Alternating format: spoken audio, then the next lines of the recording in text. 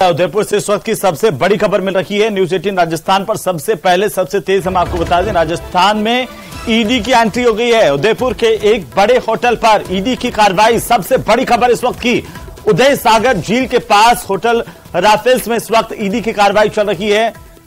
इस वक्त की सबसे बड़ी खबर हम आपको बता रहे हैं। न्यूज 18 राजस्थान पर सबसे पहले सबसे तेज।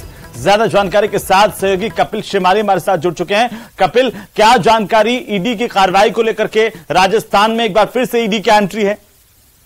जी बिल्कुल, देखिए ये इस बार जो कार्रवाई की सूचना है वो उदयपुर की सबसे बड़ी होटल है, होटल राफेल्स, वहां पर कार्रवाई चलने की सूचना है और ईडी की एंट्री हुई है। हालांकि 1 महीने बाद ही राजस्थान में चुनाव है और उससे पहले राजस्थान में ईडी की एंट्री हुई है, तो ऐसे में ये एक पॉलिटिकल रूप से भी जो है बड़ा मुद्दा बनने की संभावना मानी जा रही है। लेकिन अब ये क्या कार्रवाई ईडी कर रही है इसकी अभी तक जानकारी नहीं मिल पाई है। पूरी तरह से गोपनीय इस कार्रवाई को रखा गया है।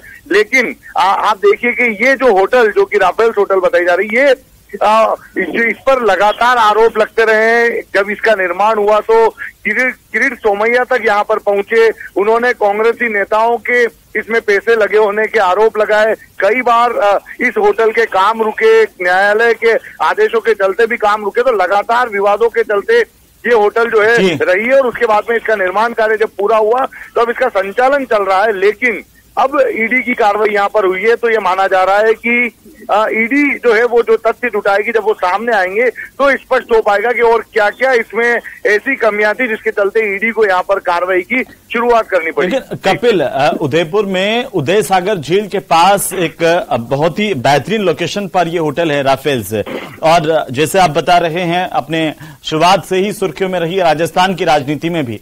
किसकी ये होटल है और आखिरकार ईडी जब यहाँ पर कार्रवाई कर रही है तो उसके मायने क्या हैं?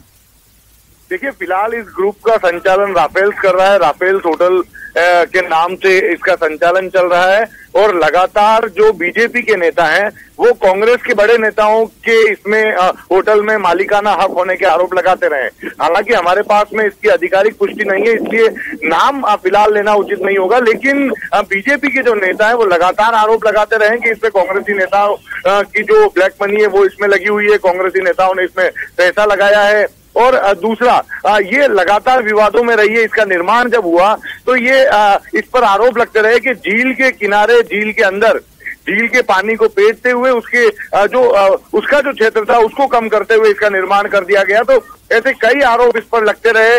लंबे समय तक न्यायालय में भी केस चलते रहे। लेकिन अब विवादों के बावजूद होटल का निर्माण हो गया और ये इस समय इसका संचालन चल रहा है। और अब संचालन के बाद में ईडी यहाँ पर पहुंची है तो ईडी ने कुछ तथ्य इसको लेकर जुटाए होंगे संभवतया और उसी को लेकर ईडी ने अपनी कार्रवाई को शुरू किया है। कहा जाता था कि उदय सागर जो झील है उसके कैचमेंट इलाके या उसका जो प्रमुख इलाका है उस इलाके में अतिक्रमण करके और अवैध तौर पर सियासी कहीं न कहीं पीछे बैकग्राउंड की वजह से इस होटल का निर्माण हुआ था। इस वजह से भी कपिल ये लगातार सुर्खियों में थी। और अब जब ईडी की यहाँ पर कार्रवाई हो रही है तो देखना होगा कि इससे क्या कुछ निकल करके सामने आता है। बहुत शुक्रिया तमाम जानकारी के लिए। चलिए आगे बढ़ेंगे और इसी भी